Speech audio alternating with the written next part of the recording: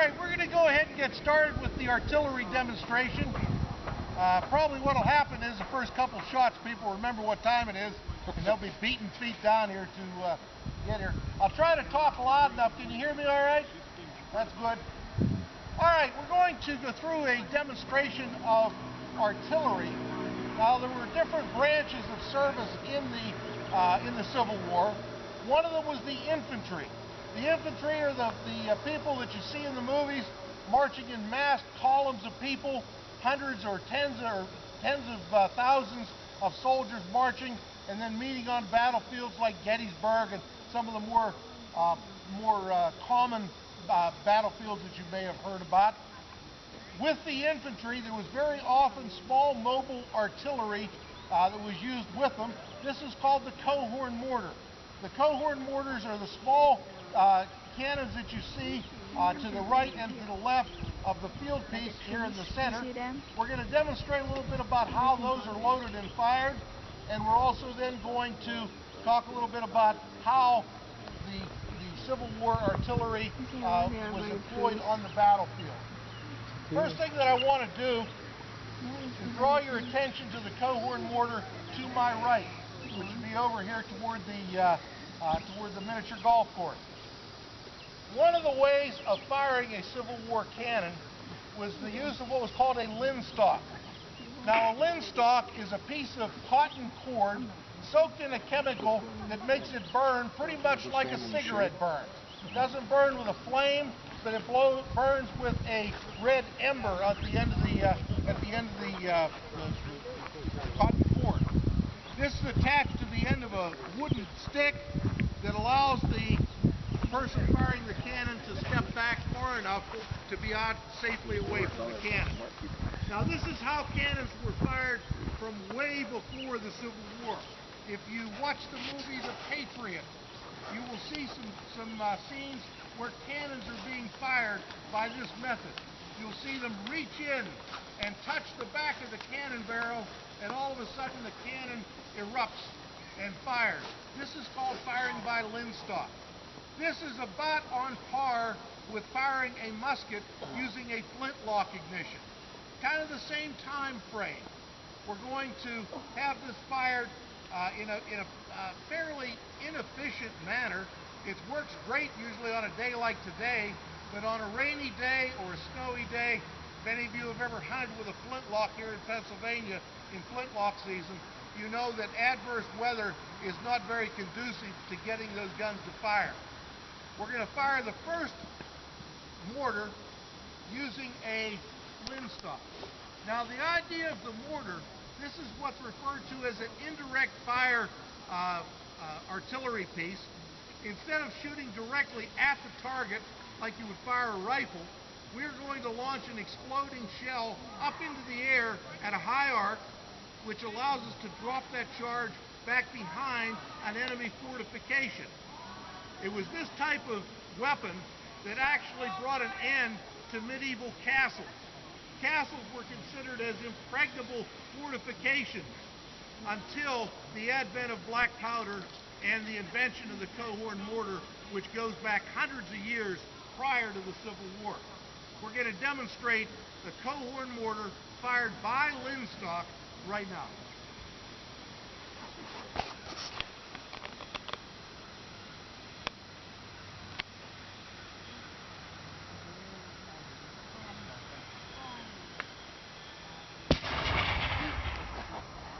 Now, the cohorn mortar, as I said, is indirect fire. It's going to shoot a ball, an exploding charge, or sometimes what they would do is they would take the cannonball, solid cast iron ball, and they would heat it up red hot in an oven. They would then put black powder into the barrel. They'd put wet straw in on top of the black powder charge and put that red hot ball in on top of that, and then quickly fire the cannon so that that hot ball was launched into a fortification, into a building, or into any kind of an enclosure. That red hot ball, the idea was to catch things on fire and create havoc back inside the fortification. We're going to now demonstrate the loading process The steps that they go through for either the Coehorn mortar or for the actual artillery piece is very, very similar. They are, the only difference really is a matter of size. It's a matter of the fact that the Coehorn mortar is smaller, is going to fire a much shorter distance, but in certain circumstances with very, very great effect. We're going to go through what's the procedure known as loading by detail. We're going to give each step as we go along, one step at a time. During an actual battle, this would not be necessary. It would be too time-consuming to try to call out each step. The only command that was given during the Civil War to an artillery unit was action front. Action front meant the enemy's out there. Get as accurate and as fast a fire rate as you can and lay that destructive force upon the enemy position. Cannoneers, attention! Load by detail. Load. 10, vent. The first thing that we're going to do, there's a small hole near the breech, which is the back end of the barrel. We have to make sure that that hole is clear. We're going to take a brush, run it down through the hole, make sure that that hole is clear.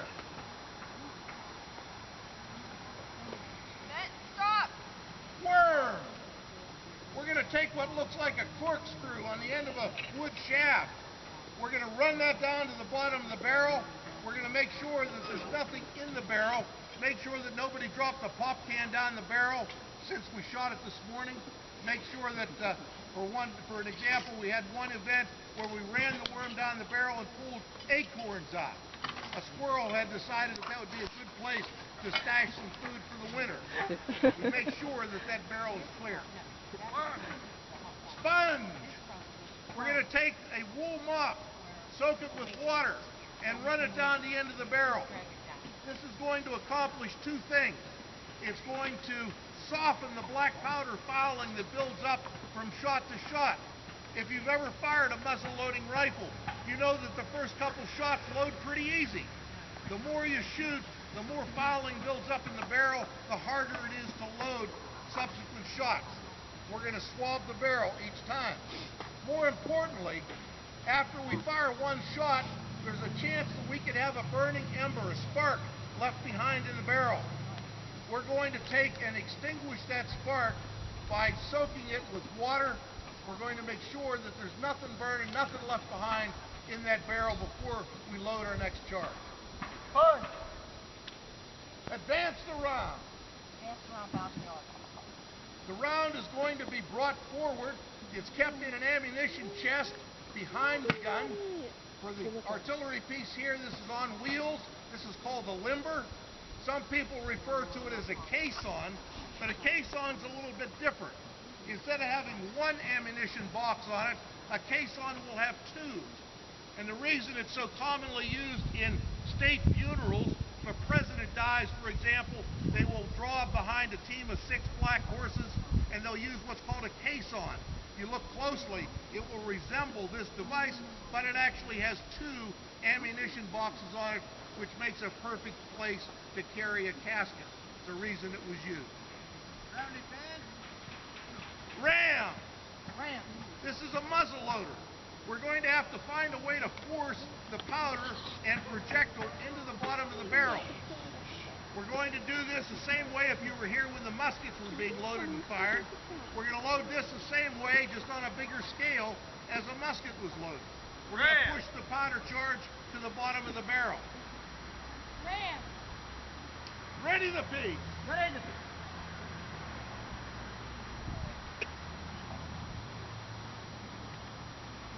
The powder charge that we're going to use, right now we're not loading a powder charge, but we will next time. We're going to load the powder charge in a aluminum foil wrapper. During the Civil War, aluminum had been discovered, but they had no idea what it might be good for. They used cloth. They made a cloth bag that held the powder charge. It's called a powder increment. That powder charge was run to the bottom of the barrel. We're going to poke a hole through it, and we're going to then, at this point, set off what's called a friction primer. Now we saw the linstock being used to fire the Cohorn mortar up here to the right. This time we're going to fire what's called a friction primer. A friction primer is a small brass tube that has a chemical in it, very much like the sulfur on the end of a match. When that sulfur is struck with friction, it's going to create a spark. We're going to create that friction by a brass wire that goes through that brass tube. When that wire is pulled, it's going to make a spark that's going to set off a tiny powder charge that's going to blow down into that vent hole. This is just simply to demonstrate the friction primer, and you can see, I think, the advantage from the linstock to the friction primer. Cannoneers, prepare. At the command prepare, they're going to cover their ear nearest the muzzle of the barrel. They're going to wait the command. Fire! That pop that you heard was the friction primer. When we're finished here, if you want to come up and get a look at what one of these primers looks like, you're certainly welcome to. The friction primer was a great advantage over the linstock, just like the percussion ignition system was a big advantage over the flintlock. It doesn't matter whether it's raining or snowing, whether it's daylight or dark, the friction primer is much more reliable than the old linstock system where you were basically lighting a fuse to cause the artillery piece to fire. This time we're going to load the Cohorn mortar to my left. We're also going to load the artillery piece. We'll fire them both a couple times, and then we'll see if we can get the two of them to fire at the same time. Cannoneers, load by detail. Load. 10, vent. Once again, we're going to check that hole, make sure that it's clear, make sure that there's not a piece of that previous primer left in that hole.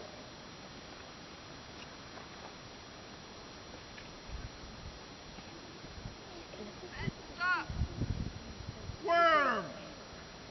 We're going to search down to the bottom of the barrel, make sure there's nothing left from a previous shot. Since all we did was fire a primer last time, we don't expect anything, but we do it as part of the drill anyway. Sponge! Sponge! Once again, sponging is to extinguish any spark that might be left from that primer that we fired into that barrel.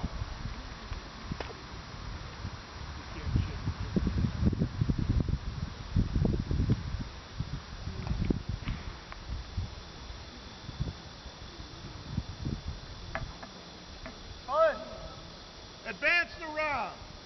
We're going to take the cartridge this time. The round we're going to use is, of course, a blank cartridge. The people way back over that hill would not especially appreciate us firing a live round in that direction, especially when you consider that most of the ordnance that was fired from these guns was explosive. It would explode either when it was hit, when it hit the ground, or it would explode on the way to the target. Ram! We're going to take the powder.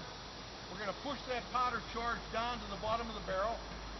Make sure that it's securely seated against the bottom of the barrel. And withdraw the ram. Now if you notice on the field piece that the implements are up on the hubs, that tells everybody on the field that that gun is loaded and we are in the process of taking it through the firing sequence. Oh, okay. One more step that we're going to show this time is actually aiming the piece. Sight the piece. One of the people on the crew is referred to as the gunner. The gunner is the person who's responsible for making sure that the gun is loaded properly and also making sure that the gun is aimed. The gunner is very often not the person with the best education or not necessarily the smartest person in the Army. It was very often the best squirrel hunter back home. The person that knew that if you were shooting at a deer that was running, you had to aim in front of him a little bit. That's probably the person that ends up as the gunner on the crew. Ready the piece. We're going to take a brass wire, punch it through the vent hole and through the powder charge. Okay.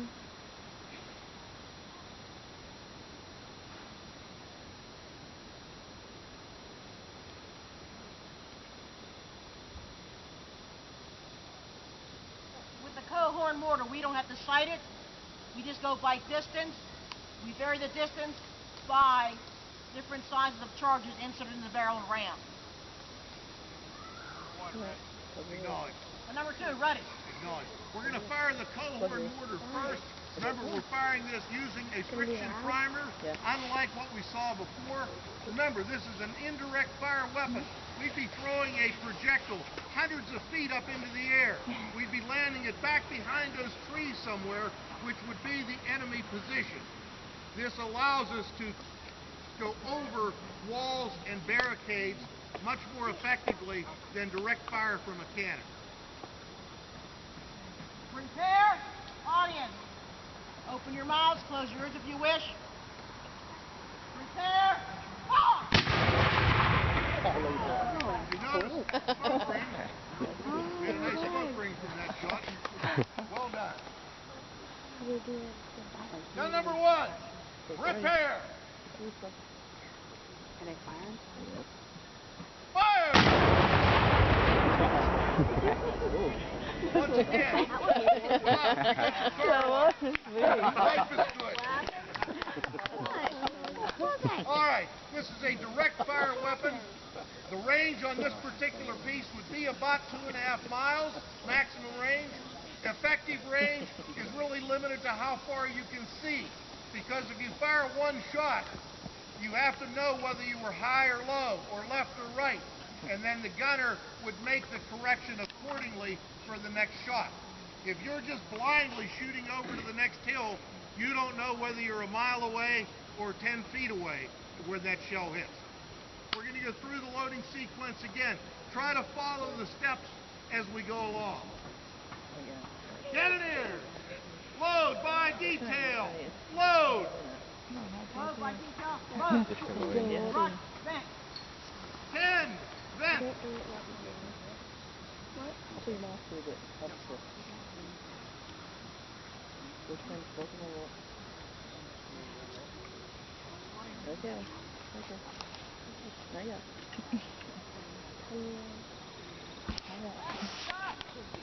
Swerve.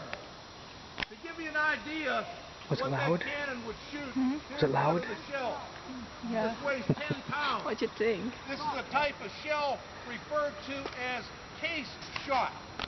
Now, this was a type of shell that was invented shortly before the Civil War. Sponge. Invented shortly before the Civil War by a British artillery sergeant. This shell was made not to explode when it hit the ground at the position of the enemy, but it was made to explode in the air on the way to the enemy. Once the shell would break open, pieces of that shell would rain down on the enemy and was much more efficient because you didn't have to have such an exact hitting position. The sergeant's name that invented that shell was Sergeant Henry Shrapnel. And the term shrapnel is still a term that we hear to this day. Advance around. Advance around. 900 yards.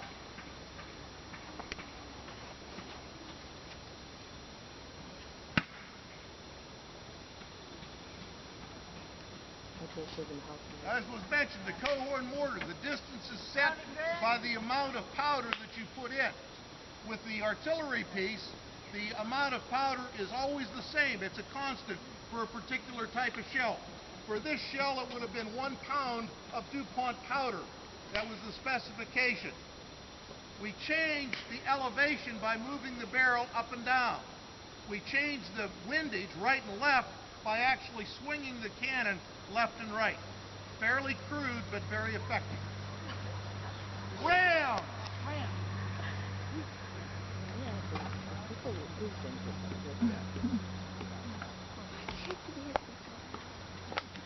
That way, if you're an enemy, you sound scared.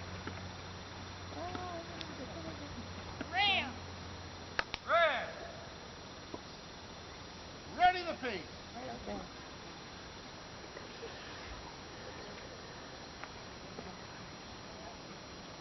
Well, put your finger in my thumb. Electric battery. Number one, ready. Acknowledge.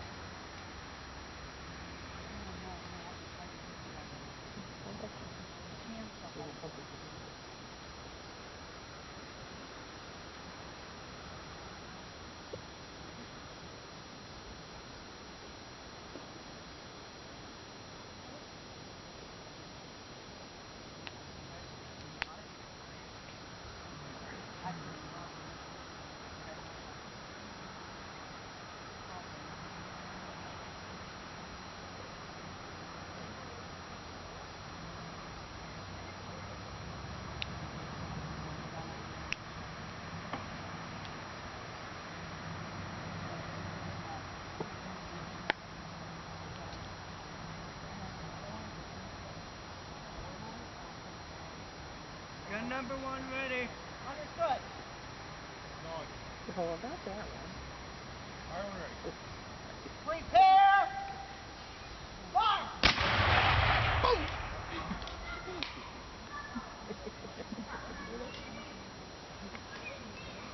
Number one, repair. Hey, that's what I was. Fire! Or not. Gun number one, repair. Fire!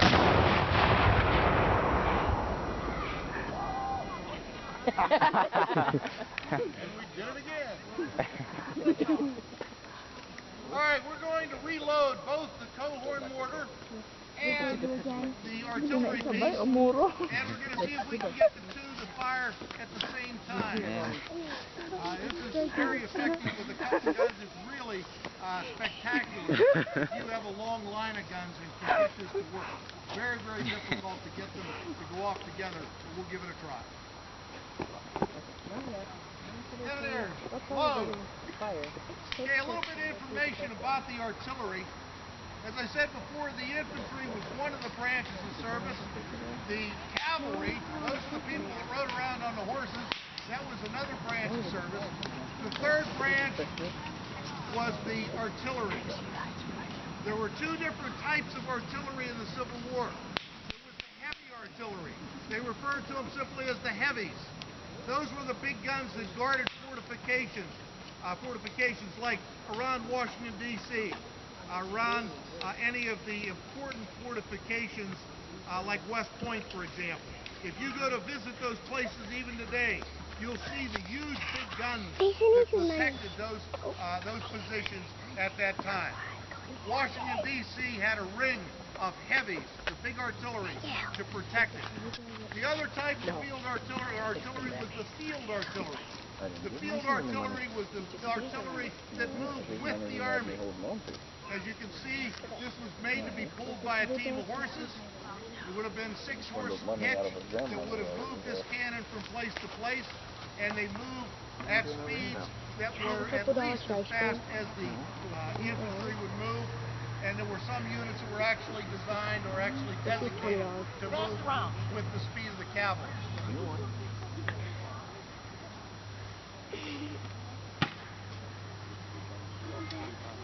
Close the lid.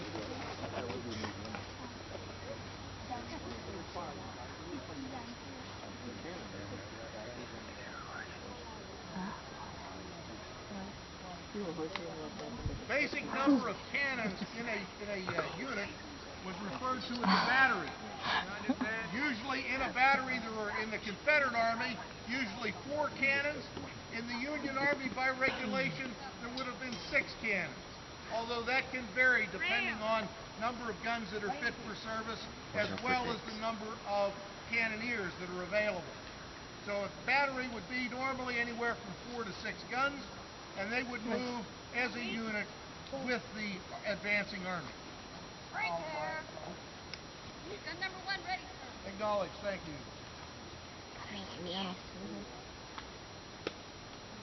To give you an idea of about how many people it took to field an artillery piece, you can see here we have a crew of anywhere from 6 to 8 people actually on the gun. Remember that there were anywhere from 4 to 6 of those guns in a unit. There were also the extra ammunition behind in what was called the caisson, and then there were wagons that followed behind that that included even a blacksmith to make repairs and to take care of the horses. To give you an idea, in an artillery unit, there were about 125 men in one unit. There were also about 140 horses in each artillery battery. It gives you an idea of the number of people, the number of horses, and the amount of equipment that would be necessary to field an artillery battery. The unit that we portray as Carpenter's Battery started out actually as an infantry unit, then was converted by general order of a guy named Thomas Jackson, better known as Stonewall Jackson, converted to artillery, fought in 25 major battles throughout the Civil War, and to give you an idea, they started out with 125 men. At the surrender of Appomattox, there were 2 left. Prepare. Guns number 1 and 2, on my command, prepare. Fire! Good job. And we got him again. All right, we're going to take and secure the pieces, clean them out a little bit. If you have any questions, if you want to see anything or ask anything about any of this, please feel free to come forward. A reminder, tonight at around 10 o'clock when it's good and dark, we're going to fire the artillery pieces in the dark, which is pretty spectacular. So I invite you to come back for that. We'll be right here, same place, different time. It'll be dark. All right, thank you.